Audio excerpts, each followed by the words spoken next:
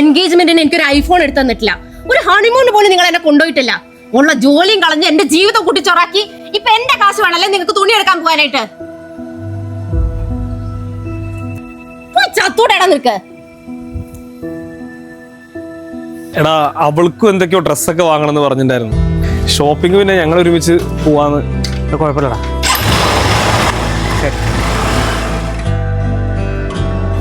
നിന്നെവിടെ എവിടെയായിരുന്നു നീ ഇതുവരെ? ആരുടെ കൂടെ ആയിരുന്നു ചോദിച്ചേക്കുന്നില്ലേ? ഏതായി മണം? ആരുടെയും മണന്ന്? എന്താ നിനക്ക് വേണ്ടത്? എന്താ നിന്റെ പ്രശ്നം? ഇപ്പൊ ഞാനല്ലേ പ്രശ്നം നിങ്ങൾക്ക്? എന്താ നിനക്ക് ഡിവോഴ്സ് വേണോ? എന്റെ ജീവിതം എങ്ങനെ നശിപ്പിച്ചാലുണ്ടല്ലോ. നമുക്ക് എന്തുണ്ടെങ്കിലും റോട്ടിൽ നിന്ന് സംസാരിക്കണം. നമുക്ക് വീട്ടിൽ പോയി സംസാരിക്കാം. കയ്യെടുക്ക്. ഞങ്ങളുടെ ഗ്യാങ്ങിൽ ഇത്രയും നരകം പിടിച്ചൊരു ജീവിതം എനിക്ക് മാത്രമേ ഉള്ളൂ. സ്റ്റോറി പോലും ഇടാൻ അറിയാത്ത ഒരു മരക്കോന്തൻ. എടാ പൈസ ഞാൻ കൊടുത്തിട്ടുണ്ട് കേട്ടാ.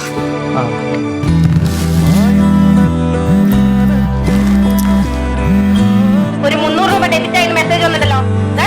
എന്തിനാത് പറയണോ? നീ ആരുടെ കൂടെയാ? എവിടെയാ?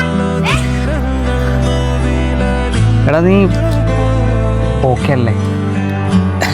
എടാ നമ്മളൊക്കെ ആൺകുട്ടികളല്ലേ, ആൺകുട്ടികൾ കരയാൻ പാടണ്ട.